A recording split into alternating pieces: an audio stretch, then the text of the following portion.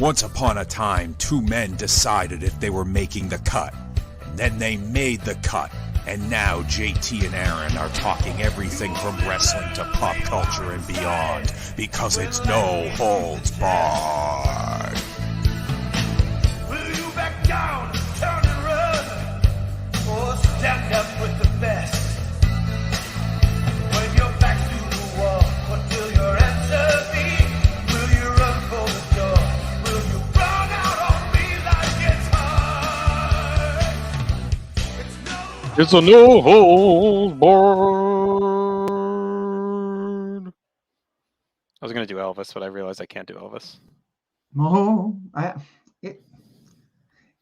Are people still doing Elvis? I don't know. I was gonna do it because like SmackDown Hotel, tie into The Rock.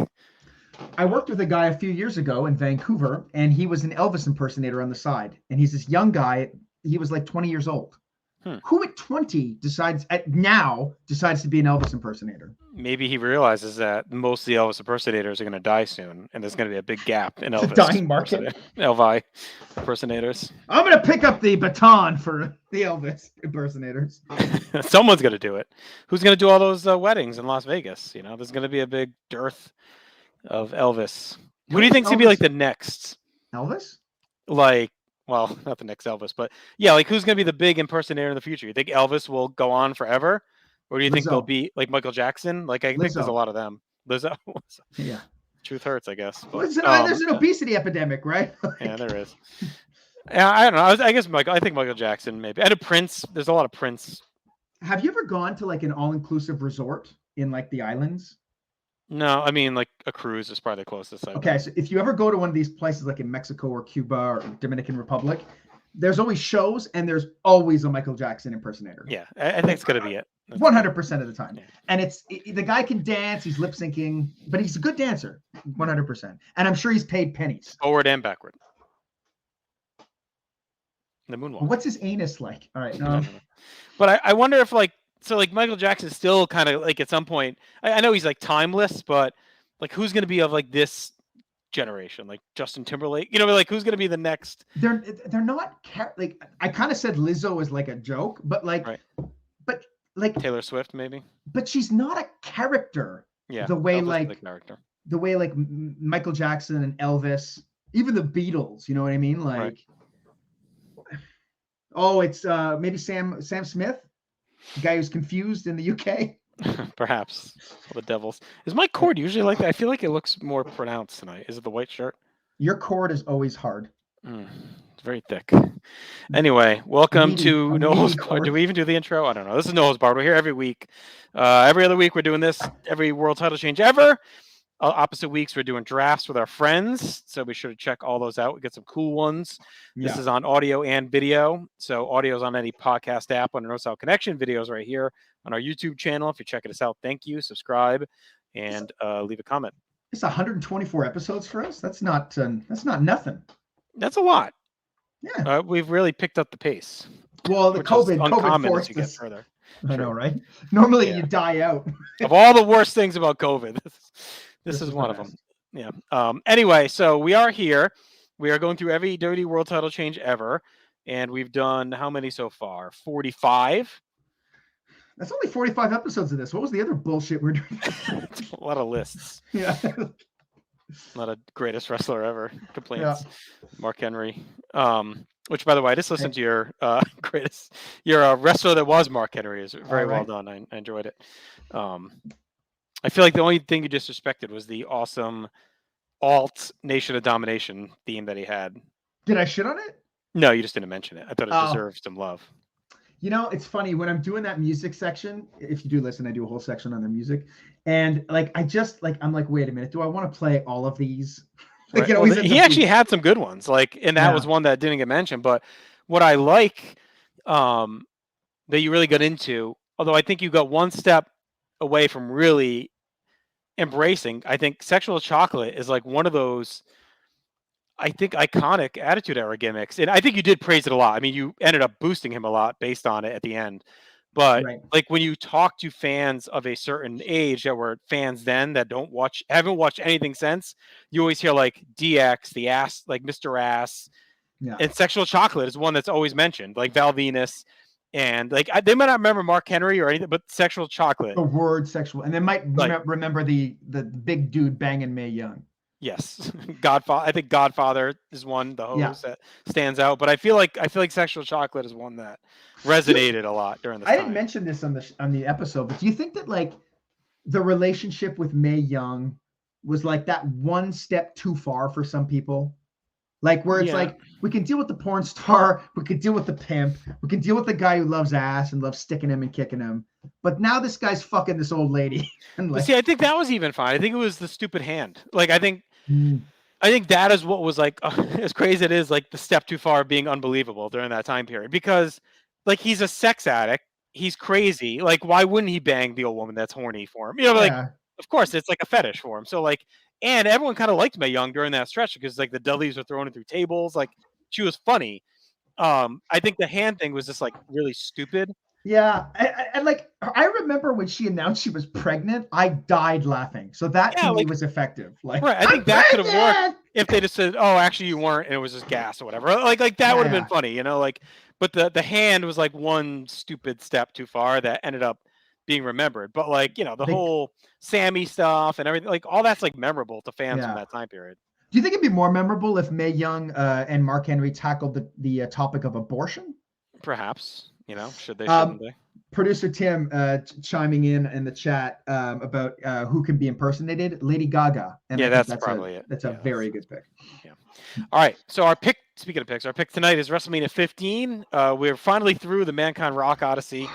6 months later. It's still kind of in play here a little bit. But he's the ref, right? He's the ref. So we still got The Rock versus Stone Cold Steve Austin. This is the culmination of the angle that started it, breakdown when Vince McMahon stole the belt off of Steve Austin during the triple threat and it's been dangling in front of him. Rock has become corporate champion.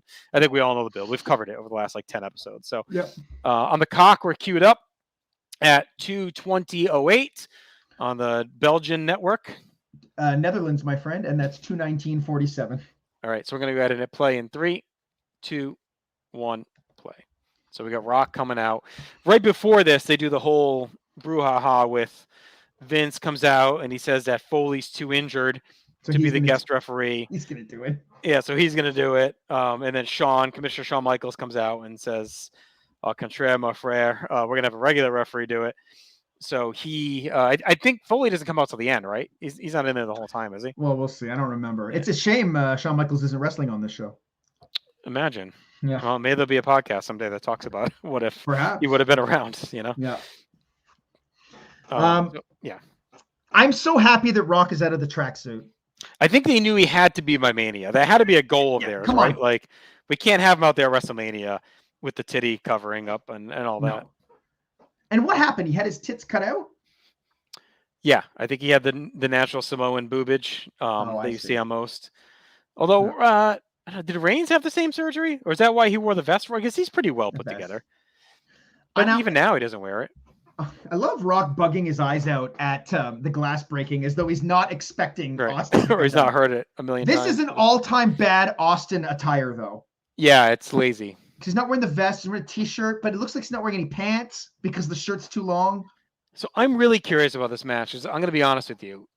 I've never been as into this one as 14.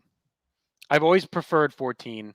What do you mean 14? WrestleMania 14. Michaels and Austin? Yeah, as a WrestleMania Steve Austin title match. Oh, I see. Like, I've always preferred that one to this one. I've always preferred this, I think. Well, let's see.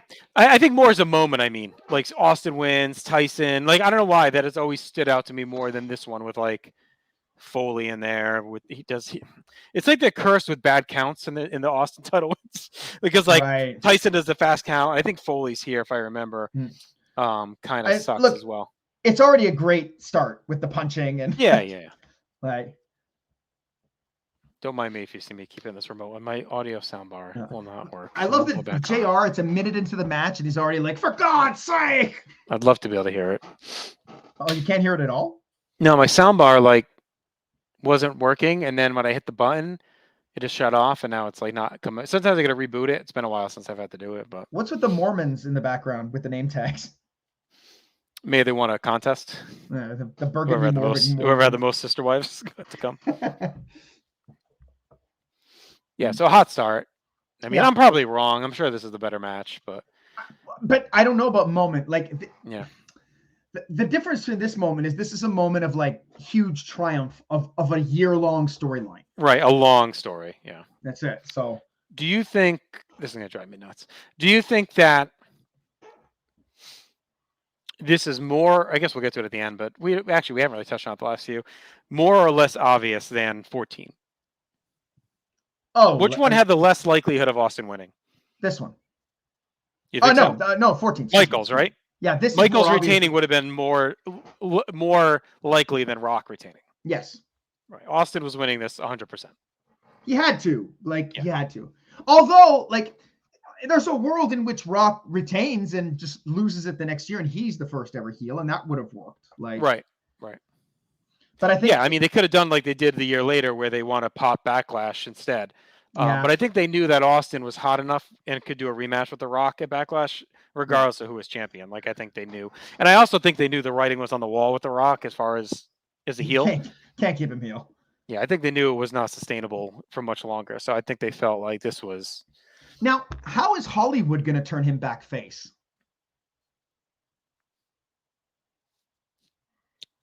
As a movie star? Yeah, I feel like everybody's down on The Rock now.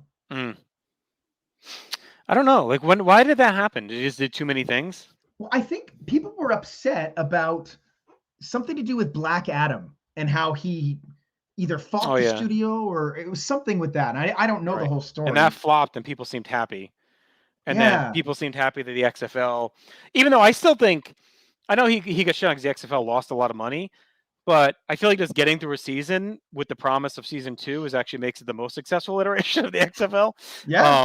And I would consider it an actual success. Most sports league startups are not going to be successful in year 1. I mean, it's ridiculous. And they had to know they was going to lose money. And people were happy that Young Rock was canceled too. Right. Which I never watched because I couldn't. As soon as I saw the pictures of the wrestlers, I couldn't do it. I watched the first few. My mother-in-law loved it, and so she would always ask, get mad almost that I'm not watching it. But I'm like, listen, when I was 11, I would have died for this show. Yeah, this is too much now. I can't keep up. I have a buddy who watches it, and he was very much like, "Why don't you like this? It's wrestling." Right. And it's but it's not right.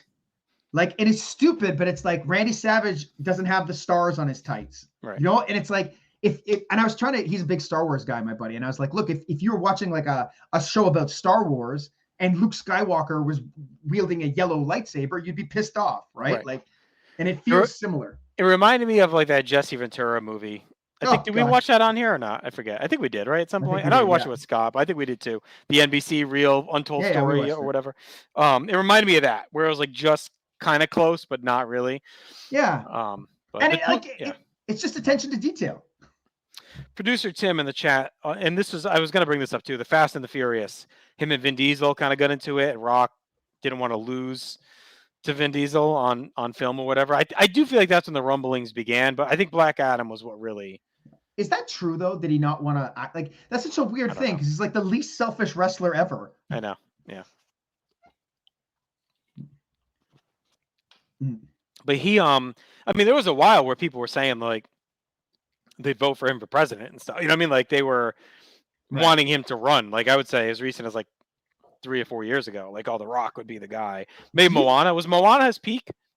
Yeah, I think so. Because he was great in Moana and everybody loved him. Do you think maybe it's the constant self-congratulation shit that he does? Too? Yeah, I know that's a thing too. It's I bought my uncle Haku a car. Look, everybody. It's just buy him the fucking car. Which I think is funny because that's he's almost the anti-Cena in that, even though Cena gets more maligned. You hear about Cena, all the Make-A-Wish stuff he does, you never see it until others talk about it, right? So yeah, which is ultimately kind of the best way to promote yourself is to get other people. Maybe Cena just has a better PR team. I mean, I think The Rock's positivity is real. I don't think it's manufactured. I don't think it's fake. I think he really is. I just think at some point you do get overexposed and you just get turned on. There's very few people that have that level of success and do that many things that don't eventually burn out. he does a lot of stuff. Like, I mean, Yeah, he's he's everywhere everywhere. and does a lot of things, a ton of movies, a ton of shows, you know. So I think at some point you're just like, okay. The only problem with that positivity remark is that, like, I want to think so too, that his positivity is not for show. But then if he's suddenly like, I don't want to lose on film, Right. that makes him It's seem weird. like a total hypocrite, which Well, and the which is Black Adam stuff was weird too, right? Wasn't it like he pushed out? Like, well, I don't remember all that, but it's something about him controlling who was in the post-credit scene or something yeah, like it was that. something weird. Yeah. And then they did a post-credit scene that, like, the rest of DC just said, "Fuck it, we're not doing it." Right. Yeah. Anyway, match has Yeah. been pretty much just a full brawl up and down the Yeah. aisle. A great brawl. Yeah, Great yeah. brawl. I Yeah. wish I could hear the crowd reaction. It's pretty crazy. They're screaming for everything. Oh, we get the Rock spot where he's going to spit water on somebody. Always. This is one thing with Rock during this time period. I know it's a thing. It's no different than all the worm and the DX shtick, but like he does get very repetitive with his ringside antics during this time period. The water Right. spit, fight near the table, take the headset, SmackDown Hotel, and then he'd be talking and the guy would hit him as he's talking. Like they do that almost every match where he's like a big match for him. He's like, this Rudy Poo, you know, when the guy comes and grabs him or whatever. So I feel like that does become a bit of a trope. He runs into the ground. I think that goes away when he turns face, obviously, so it's ending soon. But I feel like this is the era where everybody has their 3-4 big spots and they have to do them every match. Because everyone wants to see it. That's it. That's true. Yeah. But I think there's something in not doing them every match and making them special. Like, I feel like maybe it's just because everybody had like that little something. Yeah, I think for as great as the product was during this time, it really became a greatest hits concert. Yeah. You know, like I think as they go to every arena, if you didn't see all the stars in the hits, you kind of left a little as great as the stories and the match was not as great, but as great as the stories and the brawling and the fighting and the heat was, I do think like if you left, you didn't see a stunner, you didn't see Rock do his shtick and say SmackDown Hotel and just shut up or whatever, shut your mouth. If you didn't see DX, if you didn't see DX do their thing, if you didn't see Mr. Sacco, if you didn't see Kane with the pyro, like you wanted to see the greatest hits of the promotion. Vince coming out, no chance in hell. Like you wanted to see all the hits during this time. This is also where they really started the Pavlovian response to the music too, with putting the stingers at the beginning, which was brilliant in a lot of ways. Was Austin the first one of those? Yeah, probably. Well, Sean, do you count Sean? Sean. I mean, that kind of. Yeah, maybe Brett too with the. Yeah, Tim just said that one too. Yeah, I'd say Brett and Sean. I mean, ironically, Brett and Sean probably started it. Yeah, Undertaker with the gong. Yeah, with the gong. Not the dong, as Tim Slonka called it on New Gen Elimination. As you hear Undertaker's dong come in, like, fuck, it's got its own entrance. So rock bottom pretty early in the match here, I think. I mean, not super early, but Austin took that so well, and that pin was awesome. Yeah, that pin was awesome because Rock's own momentum, like led to Austin kicking out, which I loved. Like if you're gonna, but it was like I feel like sometimes you don't get the real pin until the end of the match, unless like the real greats do it, like Daniel Bryan and stuff. But like you don't get like the hard aggressive pin cover sometimes on near falls. You know what I mean? And Rock did it here. Like it's not the end of the match, but he hooked a leg, he cradled him tight. Like you don't see that a lot. Too tight, yeah. Oh, it's no DQ also? I forgot. Yeah, this is in the era where every pay-per-view on Heat, they would add the no DQ stipulation at the last minute. It's so funny how they have that trope. Kyoto just took that. Oh, he got fucking nailed. That was good. He's not faking at all. No, he got crushed. Yeah. You don't see that replayed enough, honestly. That was like he's on the apron holding his head, and I'm like, he's probably like thinking like, where am I? He got okay. Fucking nailed. Yeah, the chair's broken from his head. There you go. Stunner. Trying to keep his brain in his head, says Tim. Thank God too. Like I really like this matchup. I like that they didn't do the typical stunner reverse right back into a stunner. Like he actually reversed a stunner and then went to something else. Because normally you only get the reversal of the stunner at the end. And then it goes right into the stunner. It's like he turns, blocks it, turns, kicks, and hits it anyway. So this is some interesting symmetry that ties in with their next WrestleMania main event with this chair. Mm-hmm. This repeated. I'm sure they didn't plan it this way, but Right. oh, okay. Poor Tim White is here now. Yeah, so he's in. So he's about to get crushed too, I'm sure. He hasn't killed himself yet. No, that's not for another 6 years. Austin doesn't get enough credit for his kickouts. Mm-hmm. There's some guys, Sean, Kurt, Austin, in AEW, Kenny Omega. These guys kick out at like. Yeah. I've never seen anybody kick out better than these guys. Mm-hmm. Oh, there's the Kyoto shot. I was watching a show late. I'm trying to think of what one. It was for War. I don't want to tip off. Well, I don't want to. Well, okay. I was going to say I don't want to tip off the next season. I don't know when this is going to air, so it may already be out there. Yeah. But anyway, there was one that had really like blatantly missed. I think it's. I feel like it's a Reigns match. Reigns and Lashley. Oh yeah, they had that feud, eh? Oh, it is like really badly timed. They try and do the last second kick out. It's Reigns every time. He tries to do the kick out at 2.5, but he's like blatantly late and the ref has to stop. He does it like 2 or 3 times in that match. Oh, okay. Who has to kick out? Reigns? Reigns has to kick out. And he But botches the kick out. Isn't he in the conversation for greatest of all time? Only since 2020. Only before 2016, 15, and post 2020. So I love Rock's got him in a reverse chin lock, and what I've always loved about Rock is that he cinches it in. Like it looks like he's trying to put him out with this. Right. Yeah. Well, we say it. I feel like we said it a lot, and maybe it's time to. Well, we'll see him again soon, but eulogize it a bit. We just don't get enough of him. No. Like even Austin's rise is tight. We have a lot of Steve Austin. We have ECW Steve Austin. We have Stunning Steve Austin, Hollywood Blonde Steve Austin. The Rock, we just really have it's like 3 years of him at his peak. You know what I mean? And then we get little blips, right? We get the Hollywood Rock and whatever else you want to tack onto that. But Hollywood Rock is just like a cherry. Yeah, I mean it's like 2 months, you know. But it's so if you add up all his other runs, it's how much more is it? You get that, then you have late 2011 into 12. That's another like 4 or 5 months. I think it's probably all in about 4.5 years, because he's there for more of 2001 than you remember. Right. Like, and he's actually there for more of 2002 than you remember. Yeah, too. yeah. This is but his 2002 is incredible. Like. Right. If we ever did a draft of best wrestling years, someone would be smart to take his 2002. I think there goes Tim White, the rock bottom. Yeah, we just, you wonder what he could have been, or would it have been like this current conversation we had, movie star Rock? Would we have gotten tired? Because fans were turning on him a bit already. So like, would it have been a scenario where he is great. I'm not saying we're over crediting him. But is he someone that actually benefited by getting out when he did and not hanging around more? It's hard to say because he's so good. I think they were always smart with him. They always turned him at the right time. Yeah. Like there was no 5 years of the crowd hating him like Cena, right? No. They were like, oh wait, this isn't working. Do this, and it made him more popular. You could argue he made his own luck in ways, but he's also one of the luckiest guys that he came in during a time as they were rising up. Yeah. Like you said, they made the right moves with him.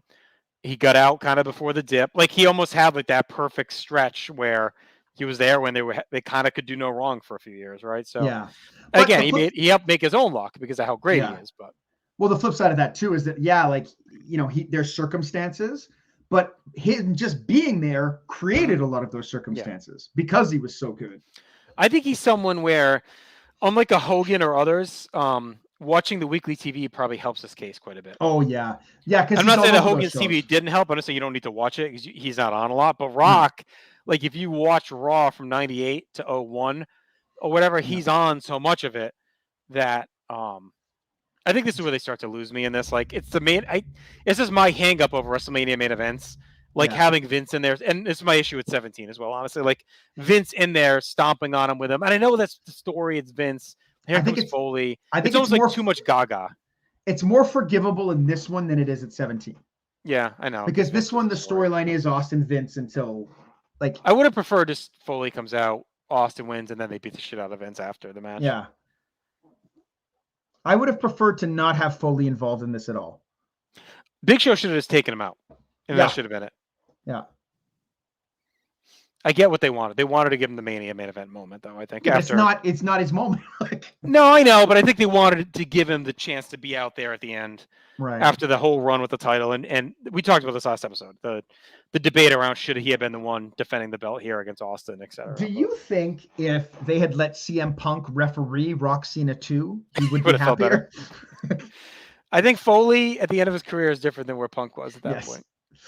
I think Foley's just happy to be here right now. He's less bitter, I feel. I think he had his moment. Like, Yeah. I think if Foley retired after January 4th, like, he probably would have been satisfied. Yeah. I went off the cage. He probably looks back and wishes he did because his head got scrambled 3 weeks later. Right. As we detailed. People's Elbow is so over right now. I know, and I always hated it, honestly. Really? I hated it as a finisher. Yes, I hated it. Only if it was done after the rock bottom, I'm fine with it. The times you would do it as like the finisher, which is sometimes, I hated it. Like the selling of it is stupid. I don't know. He should have done the leg drop, shoved it in Hogan's face. I love though when he makes it about the other person. Yeah. Awesome stunner. Is this the finish? Yep. Oh yeah. I mean, it's a great sprint. I mean, good count. It was a good count. I think it's more Foley standing there with him, but actually looking back at it, I think it was the Vince stuff that bugs me more, like him in the suit. Because wasn't he out there in his gear like 20 minutes ago? He was, yeah. When he was coming out to ref? Well, the only flip side to that is like if you follow the story logically, is like I went out in my gear to ref, then I got sent back. Oh no, I know. But I think it just looks silly that he's like in a suit. Yeah. So like and his he's in the ring in a like suit. Shit. Like his kicks look like shit. I think it would have been better if he started to walk to the ring and Foley tackled him in the aisle and then went to the ring. You know, like that would have resonated better with me. Again, it's nitpicking. It was a great sprint. They only slowed down for that couple of minutes, or not even with the chin lock. Yeah. But even then, the rest, I don't mind a rest hold if it's applied properly and it looks like the guy's trying to win with it. I can't stand rest holds where they're just sitting there. It was done on purpose. Like that no good Bret Hart. Yeah. Do you think if the rest of this card is better, this is remembered better? I don't know. Or is it fine because it's like the best match of a shitty pay-per-view? It's the best it's the best match on the shitty pay-per-view, and I think it's a legit great match. Yeah. So I do think it's the least of their trilogy at Mania. Yeah. Oh yeah. Easily. Yeah. I don't think that's even a debate. I mean, I'm a 19 guy, but yeah, I think I would have those both ahead. I think most people would. And honestly, in my memory, I might have to watch it soon. I thought Backlash was better than this in my mind. I'd have to rewatch it. Like I can look back quick for War because we did 99, 2000 real quick. So I gave the Backlash match 4.25. I think I'm probably close to that around here. Yeah, I'm at. This for me is a 4-star match. Yeah. Like. So, I'll be curious. Do you have your Backlash grade? I'm about to pull it up. Yeah, I remember liking it quite a bit. I think there's this less, not like I think it's more of just. I think they feel more comfortable. It's like a better brawl, and you get the 2 titles and all that stuff. But yeah. Okay, so this one originally, I'm at 4. I still have it at 4. I have the Backlash one less at 3.5. Okay. I would probably have this at 4.25. I'm watching this, and then with that grade, it probably equal for me, I guess. I think I have this at 4, the 19 at 4.25, and 17 at 4.75. Yeah, I'm at 4.75 and 17 as well. Not a 5-star on that. No, me neither. And it's just because of the end. I think I'm a 4.5 on 19. Yeah, I mean, I'm almost there.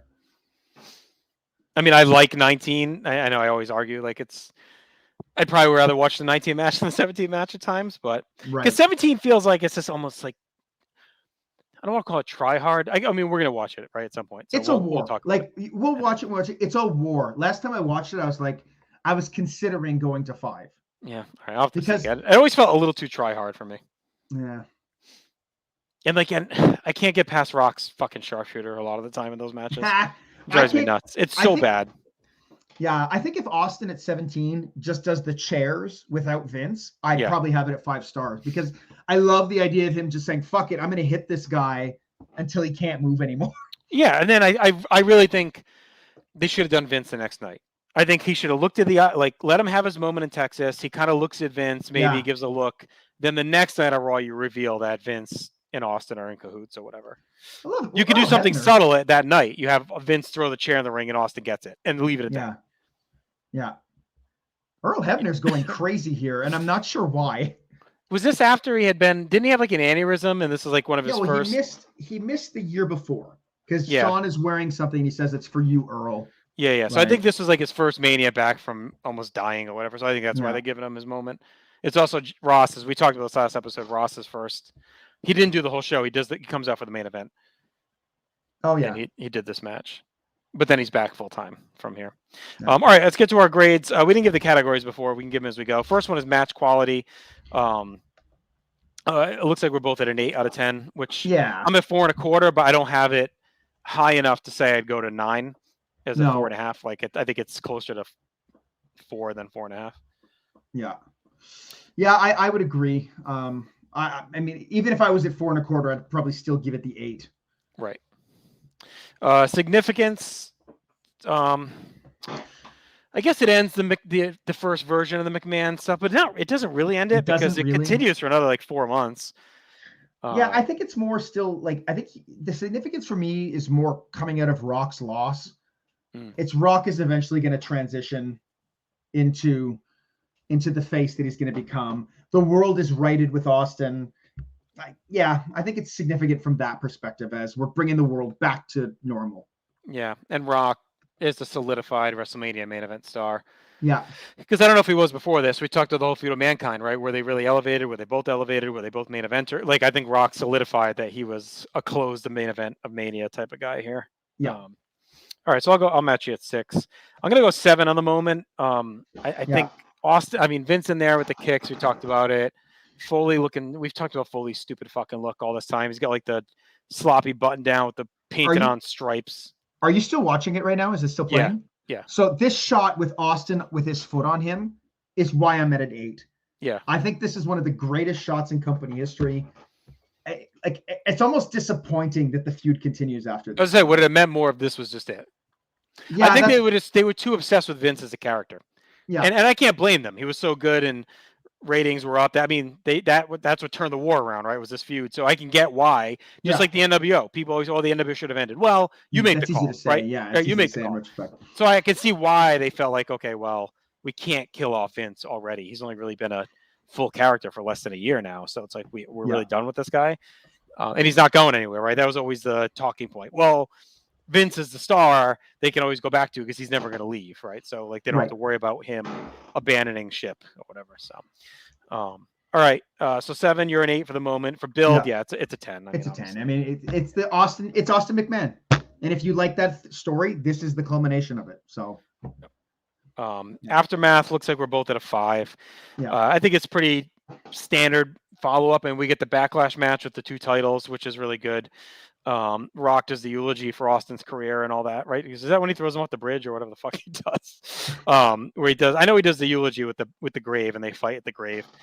And then that eventually leads to Undertaker and Vince pairing up with the higher power. Like that all comes from this, you know? So, and that leads to the title change it over the edge and all that. So, forgotten title change. Yeah. Which have we decided? Are we covering that? Because that would technically be next. I guess we did talk about actually just doing it because it's a title change. Yeah. Okay. So that'll be. We don't have to watch anything else on the show. Right. No, I mean we place to be. We reviewed it as is. I think we kind of just talked about the effect everything had on it. Like we'll talk about it as a match. Yeah. All right. So that gives us a grand total of 73. Good score. Which puts us at. Tied. I'm sorry, not tied. It's it is number 7 all time. Yeah. So, I mean, off the top, we kind of said, do we think this could crack the top 10? And I was pretty sure it would, and I'm not. Right. For me, it makes total sense, you know. And like you can see, 73 points is a pretty decent score, especially considering our last place match is 16 points. No, I mean it's a strong score. It knocks out Deadly Game out of the top 10. That's now 11th. So I think, that's an interesting one, right? It's our most story driven, probably. I guess it knocks out Mega Powers. Oh, you're right. I'm sorry. Deadly Game is 10th still. It's that damn sheet. Mega Powers down to Yeah. down to 10th. I- Down to 11th. I know. I'm happy that it finished ahead of any of the Mankind and Rocks. Yeah. I don't. Not that I dislike them, but like, I think that watching those back to back kind of diminished that feud a little bit in my mind. Like, Well, we know the two that finished higher for specific reasons, right? Like the Yeah. Raw January 4th one, specific because of the nostalgia of the moment. I know I drove a lot. You liked it, but I drove a lot of that with Yeah. that moment, but also the history, the implications of, Yeah. the implications. well, our scores are really similar on most. It's just one or two things where we're sure. Yeah. And then Deadly Games is carried by the angle. I mean, The that's tournament, everything about it. So like the two we had high are for specific reasons. The rest of their series is mid to bottom. Yeah. So I think that's fine. All right. Our producer Tim's got a graphic of our top 10, so we can take a look at that and share. So as you can see here, 10th place is what we just talked about, Rock defeating Mankind at Deadly Games, Survivor Series 98. Yeah. And 9th place is Savage defeating Ric Flair at WrestleMania 8. I'm going to be sad when that gets knocked off. It's going to happen. No, for 8th sure. place, the Mankind defeats The Rock on January 4th, 1999. 7th, Steve Austin defeating what we're talking about right now. Steve Austin defeating The Rock at WrestleMania 15 with 73 points. 6th place, Andre the French Giant defeating Hulk Hogan on the main event in February of 1988. Well, we're going a few years before that with number 5 with Hulk Hogan defeating the Iron Sheik at Madison Square Garden, January 84. Number 4, Ric Flair wins the 1992 Royal Rumble, 78 total points. And then the big jump up to the near perfect matches. Bret Hart defeats The Undertaker at Survivor Series 1997 with 90 points. Yeah, so that's the delineation. These top 3 are probably, I'm guessing, not going to get touched given what's ahead. Maybe. Well, we talked WrestleMania 17. I mean, there's a chance that might do it. Gets there. Number 2, Steve Austin defeating Shawn Michaels, WrestleMania 14 with 93 points. And hanging on to number 1, the most infamous match of all time, probably. Shawn Michaels tapping out Bret Hart at Survivor Series 1997 to his own hold. Yeah, gave up clean. All right, so there's our top 10. Be sure to check out everything here at the North South Connection, audio and video. Like I said, here on Noah's Bar, we're here every week. In 2 weeks, we'll be covering that match we just talked about, Over the Edge 1999, Steve Austin versus The Undertaker. And then we got 2. We got back-to-back Austin Takers for their title. The Raw. Yeah, we'll get the Raw match, which I like. I like the Raw match. I like it too. I love all of those because the crowd is so molten for both of them. Yeah. Now, do you? I think that our top 3 are safe for a while. 17 is one. I mean, I have to look at the full list, but I think 17 has a shot. It's tough because you get to that modern era and it's like, who gives a shit? But it's, maybe Angle. That might be one. Angle Rock. Yeah, maybe. No, Eddie Brock, maybe. Rock Brock could do it. Oh yeah, Rock Brock is great. I think Eddie Brock has the moment with it. But the follow-up is tough. And I mean, once you get to like 07, 08, I mean, we know we got Punk Cena. Yeah, but that's in a long time. Yeah. So, I mean, it's going to be a while. Daniel Bryan Cena, obviously. But even that gets hurt a little bit by the follow-up in the moment. Cena Brock. Again, we're decades off. Yeah, I think there's a dry spell between, I would say 02, maybe 04 if you think Eddie Brock has a shot. 04 to fucking 13 is going to be pretty bleak. Maybe Cena RVD. Yeah. Oh, that was great. WrestleMania 19 main is sneaky great. Like, we'll have to see kind of. Oh, Tim's Edge cashing in. Are we gonna do one episode for Edge cash? We'll have to decide. Maybe we tie that into the one after where he loses it, like do the cash in and then that or something. Right. Yeah. Okay. All right. Anyway, Dookie's been dropped. We're out. See you next week here on No Holds Barred. Bye, Jackass.